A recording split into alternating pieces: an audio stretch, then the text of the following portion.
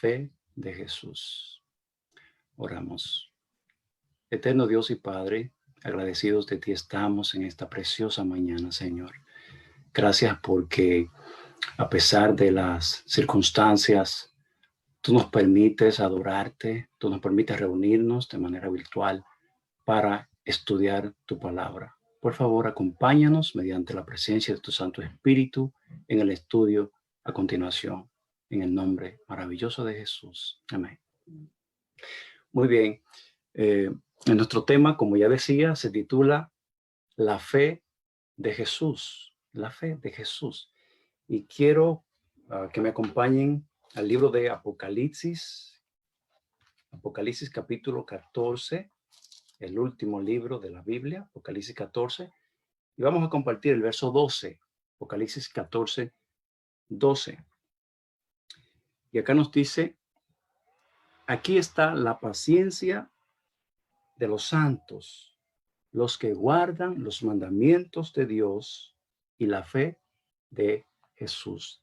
Este texto, Apocalipsis 14, mis queridos, es la conclusión del mensaje de los tres ángeles y debemos estudiarlo en el contexto de la gran crisis final. Como es la conclusión del mensaje de los tres ángeles, es sumamente importante entonces estudiar este verso. El capítulo 14 en general, capítulo 14 de Apocalipsis, trata de por lo menos 4 temas principales. Número 1, trata de los mensajeros, los 144,000, desde el versículo 1 hasta el 5. Número 2, trata del mensaje, el mensaje de los tres ángeles, obviamente, desde el verso 6 al 12. Número 3, trata de las características de los mensajeros, el verso 12, verso 1 y verso 4 al 5, aunque en este momento vamos a detenernos solamente en el verso, las características del verso 12, que son 3. Aquí está la paciencia de los santos, que ya acabamos de leer, que no es más que la paciencia de Jesús. Está número 2, la segunda característica de la fe de los santos, que no es más que la fe de Jesús. Y de esto queremos hablar un poquito más adelante. Y la característica número 3, la obediencia de los santos, que no es más que la obediencia de Jesús.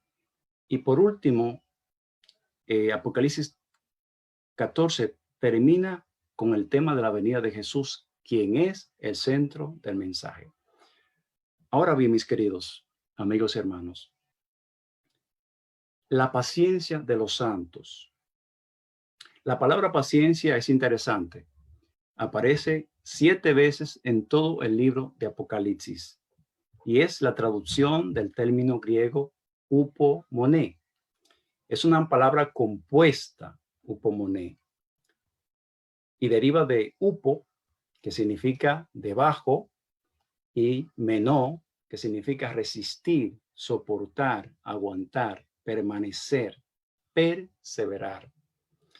La paciencia de los santos, entonces, la upomoné de los santos, mis queridos, es permanecer debajo o bajo presión, sin desistir, aguantar hasta el final, aún en las circunstancias más difíciles. Upomoné es una resistencia activa, no pasiva. Upomoné es la respuesta del pueblo de Dios cuando ve que su fe es amenazada. Aquí está la resistencia, aquí está el aguante, la firmeza, la perseverancia de los santos. ¿Tú aguantas mucho, querido, querida? ¿Resistes mucho? ¿Tienes la upomoné de los santos? No somos muy dados a aguantar mucho tiempo. Pero aquí está un selecto grupo de personas que al final serán los únicos que estarán de pie porque perseveraron, resistieron, aguantaron, soportaron, permanecieron leales a la palabra de Dios. Es sumamente interesante también que en Romanos 15:4 se nos diga que las escrituras dan upomoné, dan paciencia. Y de esto queremos hablar un poquito más adelante. Aquí está la perseverancia, la paciencia, la resistencia, el aguante de los santos, los que guardan o los que mantienen, retienen, preservan, conservan los mandamientos de Dios y la fe de Jesús. El segundo punto, la segunda característica es la obediencia de los santos. En Apocalipsis 12, verso 17, nos dice la palabra de Dios: entonces el dragón se llenó de ira contra la mujer, contra la iglesia, y se fue a hacer guerra contra el resto de la descendencia de ella, los que guardan los mandamientos de Dios y la fe de Jesús. La obediencia a los mandamientos de Dios, mis queridos, incluyendo la fiel observancia del sábado en el contexto de la crisis, terrible crisis final, cuando toda la atención del mundo y toda la presión del mundo estará sobre el pequeño remanente, requerirá, por decirlo de alguna manera, va a consumir toda la fe y toda la perseverancia que hayamos desarrollado durante toda nuestra experiencia cristiana. Es decir, la crisis que se avecina, mis amados, va a necesitar toda la upomoné, toda la paciencia y toda la obediencia de los santos. Los que tengan la paciencia y la fe de Jesús, únicamente esos obedecerán y sobrevivirán. Y me parece muy interesante también que en Mateo capítulo 24, verso 13, el Señor Jesús nos diga que el que persevere, aquí se utiliza en griego la misma palabra, upomoné, el que tenga upomoné, resistencia, aguante, perseverancia hasta el fin, este y solo este será salvo. Ahora bien, mis queridos, la tercera y última característica que queremos mencionar es la fe de los santos, que no es más que la fe de Jesús. En Apocalipsis capítulo 13, en la conclusión de la primera parte de este capítulo, verso 10, nos dice: si alguno lleva en cautividad, va en cautividad. Si alguno mata a espada debe ser muerto. Y concluye esta parte diciendo: aquí está la upomoné, la paciencia y la fe de los santos. Es decir, mis queridos, la fe de los santos no es más que la fe de Jesús. Ahora bien, ¿qué es fe? ¿Qué es fe? Y me parece estar escuchando la definición de fe de Hebreos 11:2, y esto es correcto. La fe es la certeza, la convicción, es la garantía de lo que no se ve. Y quiero leer rapidito Hebreos capítulo 11, verso 2. Es pues la fe, la certeza o la realidad de lo que no, de lo que se espera, la convicción o la comprobación de lo que no se ve. Es decir, la fe nos permite ver el futuro aquí, ya presente. Eso es la fe. Pero hay una definición también primaria, podemos llamarle, de lo que es fe. Y está en el libro de Gálatas, capítulo 5. Gálatas, capítulo 5. Podemos ir allá. Me acompañan, por favor. Busquen en sus Biblias, sus tablets, sus smartphones, sus computadoras. Gálatas, capítulo 5, verso 22. Nos dice más: el fruto del Espíritu es amor, gozo, paz, paciencia, benignidad, bondad, fe. ¿Qué es la fe entonces? Es un fruto del Espíritu, mis queridos. ¿Qué significa eso? Que si tú tienes fe, es porque es porque la recibiste de Dios como un regalo. Porque en ti no hay inherentemente fe, en mí no hay naturalmente fe. No nacemos con fe. La fe no viene incorporada en nuestro ADN. No venimos de fábrica con la fe incorporada a nuestra naturaleza. Biológicamente, nuestra naturaleza caída, mis queridos, nos lleva a la incredulidad. No podemos fabricar la fe. La fe no se origina en nosotros. La fe tiene su origen en el Espíritu. La fe es un fruto, un don, un regalo, un obsequio maravilloso del Espíritu Santo. Permítame compartir algunas citas del Espíritu de Profecía donde la sierva de Dios, Ellen White, nos habla precisamente de esto.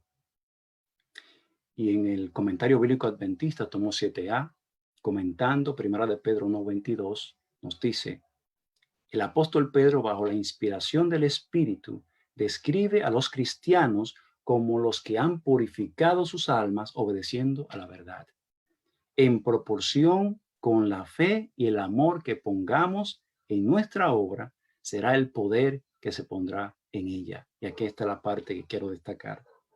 Ningún hombre puede crear fe. ¿Qué nos dice?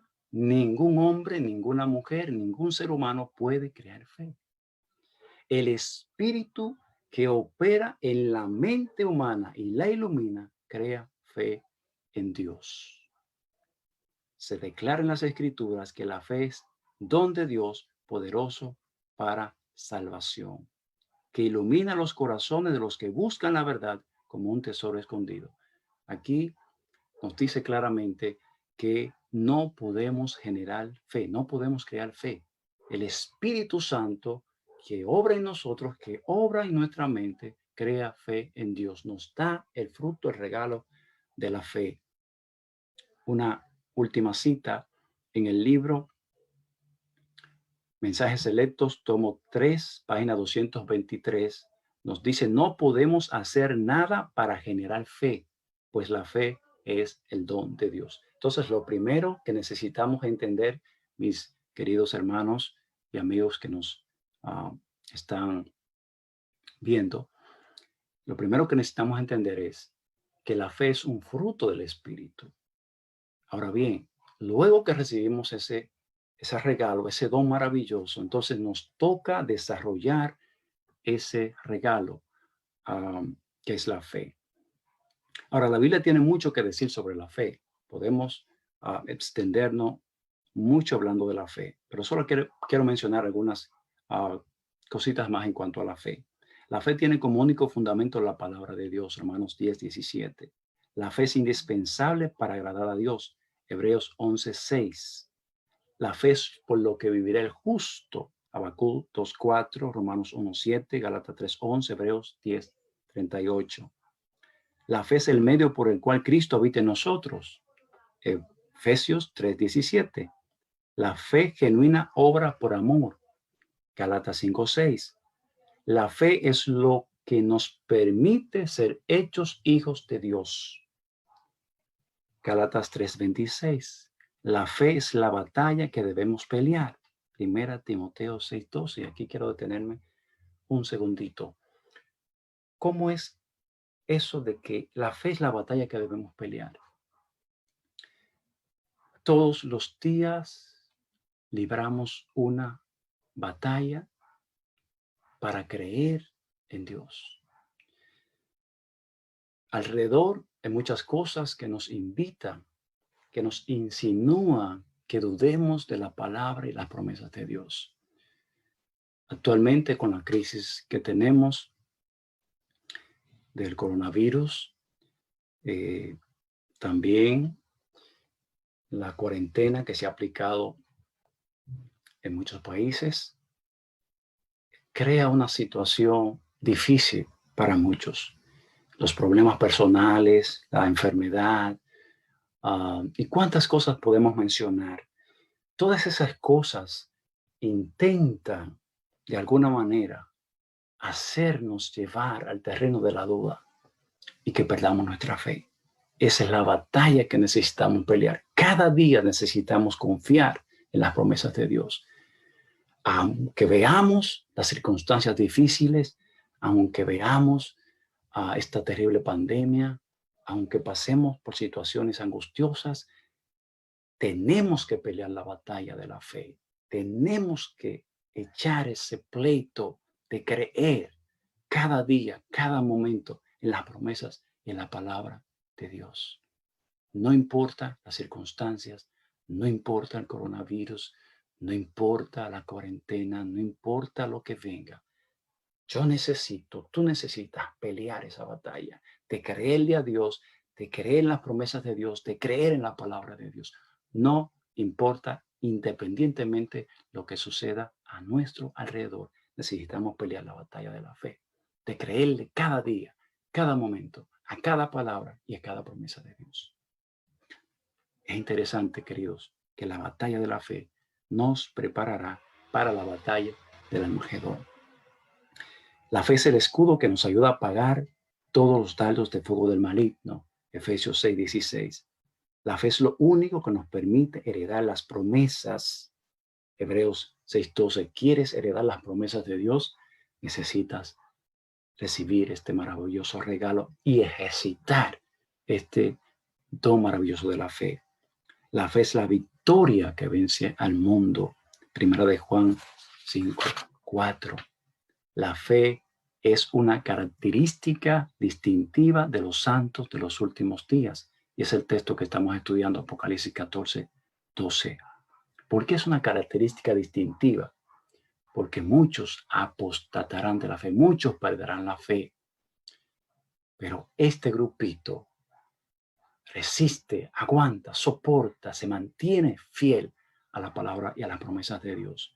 Y por último, la fe tiene como autor, como originador, como iniciador y perfeccionador a Jesús. Hebreos 12:2. Mis queridos, la fe es caminar de tal manera con Jesús y conocer de tal modo a Jesús que estaremos dispuestos a hacer todo lo que Él dice de manera incondicional e inquebrantable. Pero es imposible, y otra vez más digo, imposible caminar con Jesús. No se puede tener fe en y la fe de Jesús si no conocemos a Jesús, el gran maestro. Y no podemos conocer a Jesús si no pasamos tiempo con Jesús. Y no podemos pasar tiempo con Jesús, mis amados, si dedicamos casi todo el tiempo a Facebook, a YouTube, a Instagram, a Snapchat, Twitter, etcétera, etcétera, etcétera. Sin mencionar Netflix. No podemos desarrollar fe en Jesús si no conocemos a Jesús, y no podemos conocer a Jesús si la mayor parte de nuestro tiempo lo estamos utilizando en otras cosas. Mis queridos, la fe es un asunto personal. La fe es intransferible. Mi abuela no me puede transferir fe. Mi papá no me puede transferir fe. El pastor no me puede transferir fe. Mi esposo, mi esposa, mi amigo más querido no puede transferirme fe. Es un asunto personal. Es un regalo, es un fruto del Espíritu directamente hacia nosotros. Mis queridos, la fe no se obtiene por herencia. No se descarga de YouTube o se busca en Google. No está en un mensaje de WhatsApp o se compra en Amazon. No se copia de Facebook. No se toma de Instagram. No se pasa por Bluetooth. No depende de si tienes o no señal de Wi-Fi. No depende del número de likes que puedas tener. No depende del número de followers que tengas. No depende de la cantidad de mensajes que recibas en tu email. No depende de la cantidad de tweets que envíes. No depende de las encuestas. La fe no depende de la opinión pública. La fe no depende del consenso de la mayoría. No depende de nada de esto. La fe depende única y exclusivamente de la palabra de Dios. La fe se desarrolla pasando tiempo de calidad con Dios, pasando tiempo conociendo al maestro de los maestros, conociendo a Dios por medio de la oración y el estudio de su palabra, y dedicando tiempo de calidad a otros por medio de la testificación y el servicio. La fe es el fruto del Espíritu Santo. y el ejercicio por parte del creyente de una confianza inquebrantable en la palabra de Dios. Ahora bien, la fe de Jesús, la expresión la fe de Jesús que aparece en Apocalipsis 14:12, puede ser traducida de por lo menos dos maneras básicas. Número uno, la fe depositada en Jesús. Y número dos, la fe que tenía Jesús. En la primera explicación se puede interpretar que los santos tienen la fe en Jesús. En la segunda se puede interpretar que los santos tienen la fe de Jesús. Ahora la pregunta obligatoria es, ¿la fe en Jesús o la fe de Jesús? Ambas cosas, mis queridos.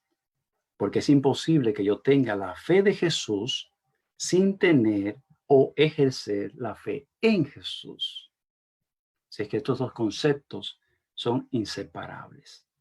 Pero queremos detenernos en la segunda interpretación, la fe de Jesús como la clase de fe que tenía Jesús. Y preguntamos, ¿qué tipo de fe tenía Jesús? Hay una fe que es indispensable para poder subsistir en la crisis final que nos espera. Y esa fe es la misma clase de fe que tenía Jesús y que tendrán los santos. El Señor Jesús desarrolló una fe inquebrantable. ¿Qué significa la palabra inquebrantable?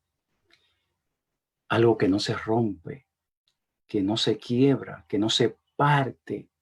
Una fe inquebrantable es una confianza firme, constante, incondicional en la palabra y en las promesas de Dios. Es una fe que no depende, que no descansa en nada externo, que no depende de las circunstancias. Es una fe que depende únicamente y exclusivamente de la palabra de Dios. La última generación, los fieles, el pequeño remanente tendrá una fe así. No solo tendrán fe en Jesús, sino que tendrán la fe de Jesús. Ahora bien, ¿qué tipo de fe tenía Jesús? Y para esto quiero que tomemos dos escenarios.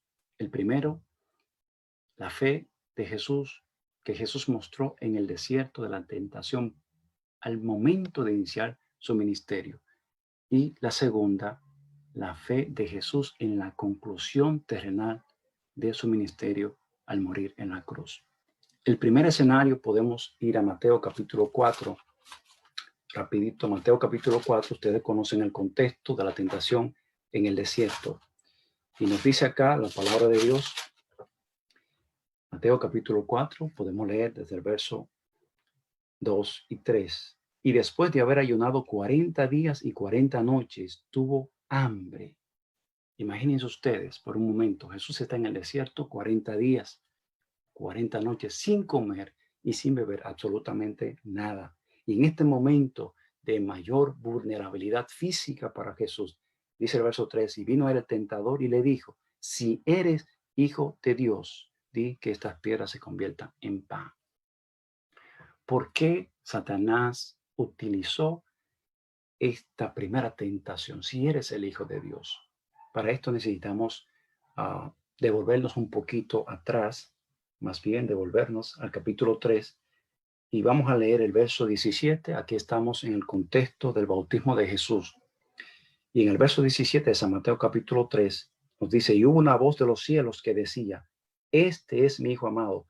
Me gusta más como lo traduce el libro de Lucas, capítulo 3, verso 22. Tú eres mi hijo amado, en quien tengo complacencia.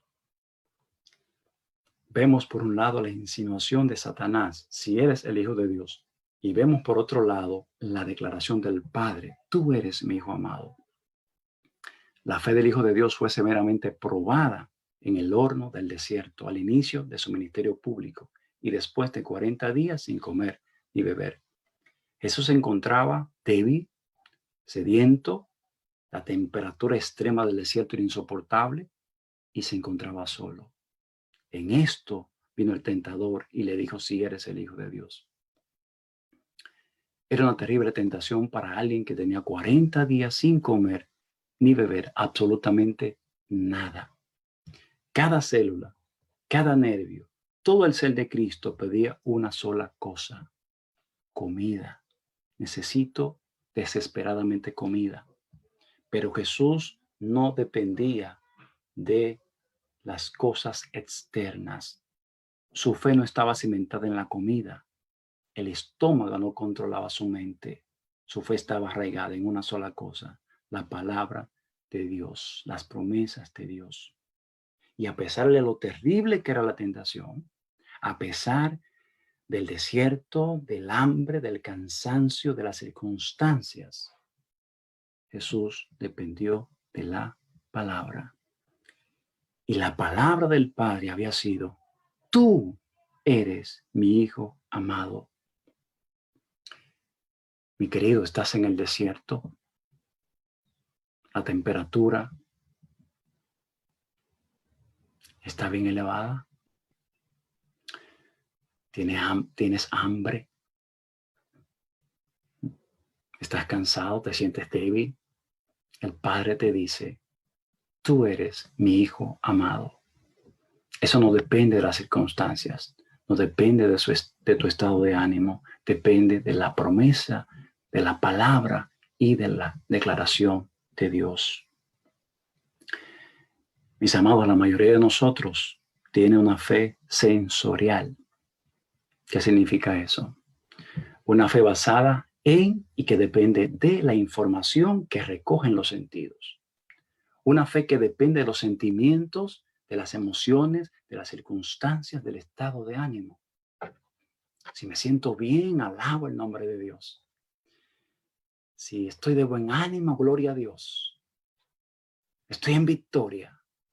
Pero si las cosas no andan bien, entonces no decimos lo mismo. Es una fe sensorial. La fe de Jesús no era sensorial. No dependía de las circunstancias, no dependía de la respuesta inmediata a la oración. ¿Cuánto tiempo tienes orando por algo? La fe de Jesús se aferra a la promesa de Dios a pesar del tiempo. La fe de Jesús descansaba únicamente en la palabra y en las promesas del Padre. El segundo escenario que queremos ver es la fe de Jesús en la cruz. Y nuevamente vemos aquí las insinuaciones de Satanás. En el libro de San Mateo, capítulo 27, verso 39 y 40, vemos acá lo que nos dice la palabra de Dios. San Mateo, capítulo 27, leemos desde el verso 39. Y los que pasaban y le injuriaban meneando la cabeza, es decir, una señal de burla, y diciendo: tú que derribas el templo y en 3 días lo reedificas, sálvate a ti mismo. ¿Qué cosa? Si eres el Hijo de Dios, desciende de la cruz. ¿Dónde habíamos visto esto? En la tentación en el desierto, al principio del ministerio de Cristo, y ahora lo vemos al final. Si eres el Hijo de Dios. La fe del Cordero de Dios fue terriblemente probada en la cruz. En la conclusión de su ministerio terrenal y después de toda una noche terrible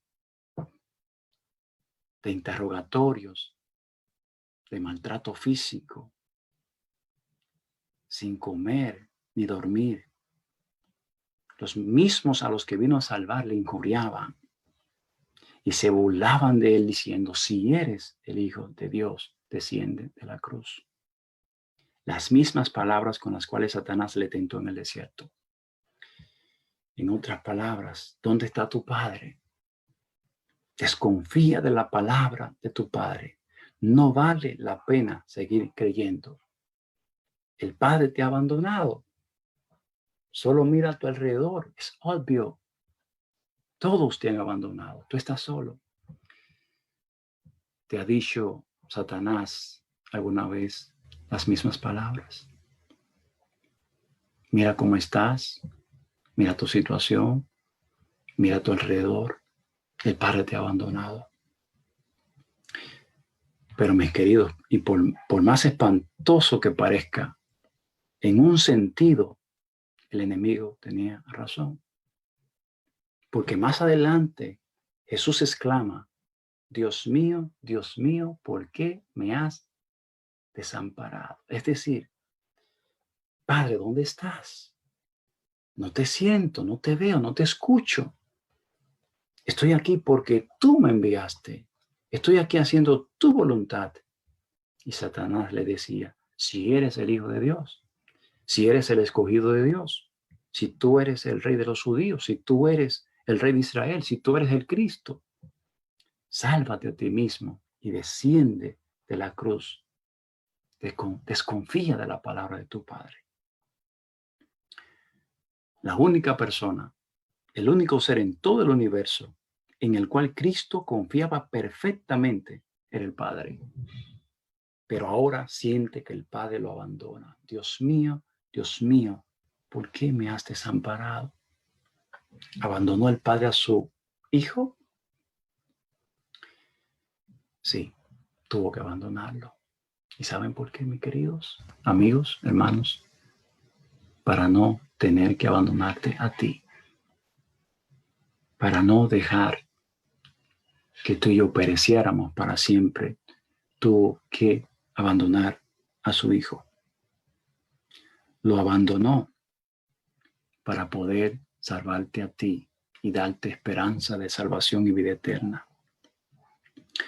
Pero ni siquiera el terrible sufrimiento físico, ni la extrema agonía mental, ni las burlas grotescas de los miserables espectadores inspirados por Satanás, ni la experiencia de la muerte segunda, ni aún el misterioso abandono y la dolorosa separación de su Padre hicieron quebrantar la fe de Jesús. Porque sus últimas palabras antes de morir mostraron de qué material estaba hecha su fe. Padre, en tus manos encomiendo mi espíritu, mi vida, yo la deposito en tus manos.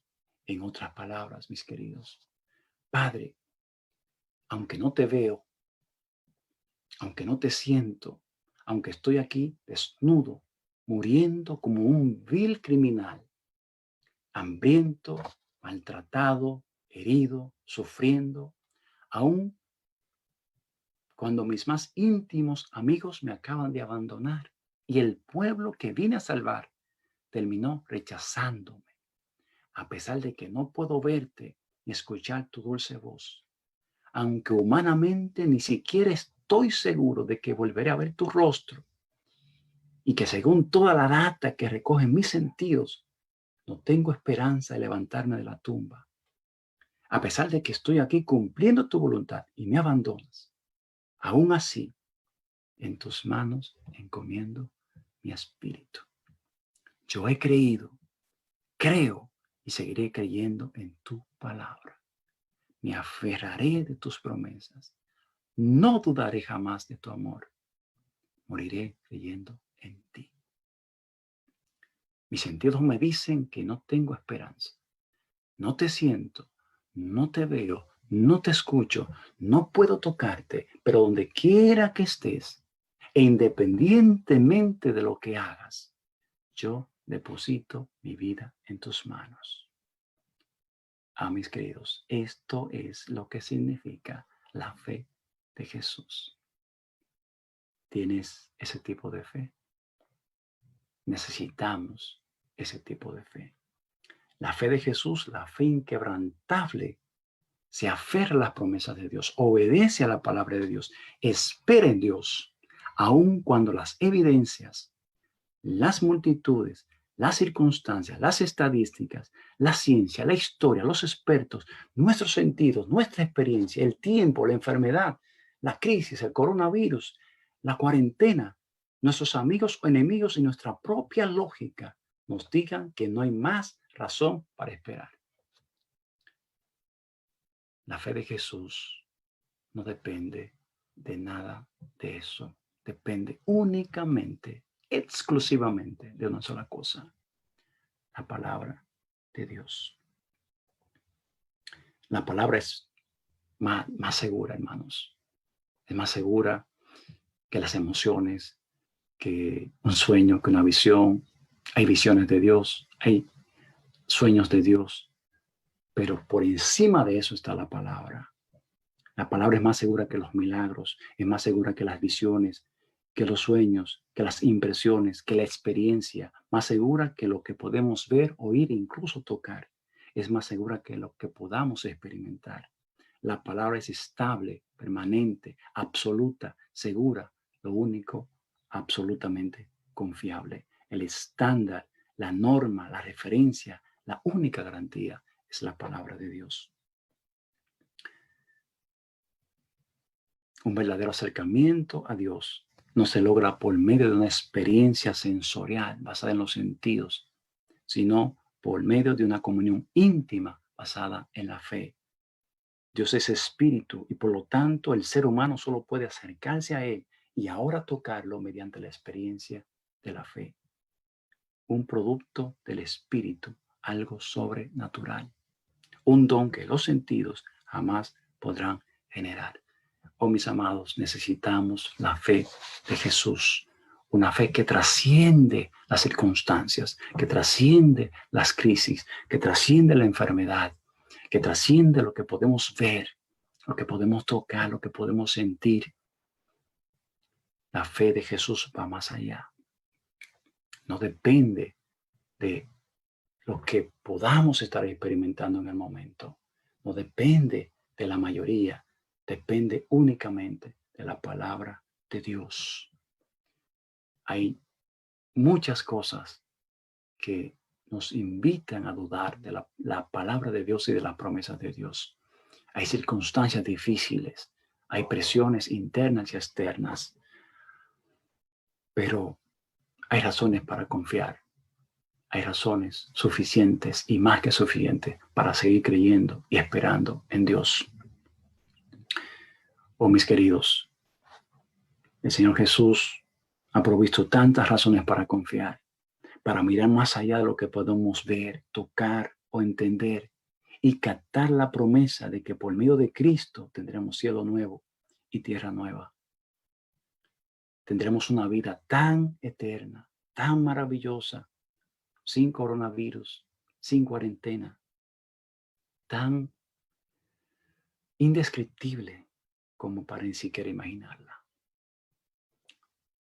Mis queridos amigos y hermanos, cualesquiera que sean tus sufrimientos, tus desilusiones, tus temores, la palabra de Dios nos dice que esto no es todo. Que más que lo que vemos, cosas que os no había ni oído yo, ni ha subido a pensamiento humano, son las que Dios ha preparado para los que le aman. Así es que, mis queridos, no importa cuán cansado estés, no importa cuán desanimado estés, no importa cuán sufrido, cuán adolorido estés, el Señor Jesús te dice, no te rindas, no pierdas tu esperanza en las promesas de Dios y en su palabra. No dejes de confiar, no dejes de creer, no te canses de esperar, no pierdas tu fe en Jesús.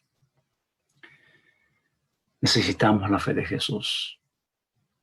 Mis queridos hermanos, jóvenes, necesitamos tener la fe de Jesús. Una fe inquebrantable en la palabra de Dios. Esa fe que obra por amor, esa fe que resiste, que soporta, que aguanta, que aprecia y se aferra a las promesas de Dios.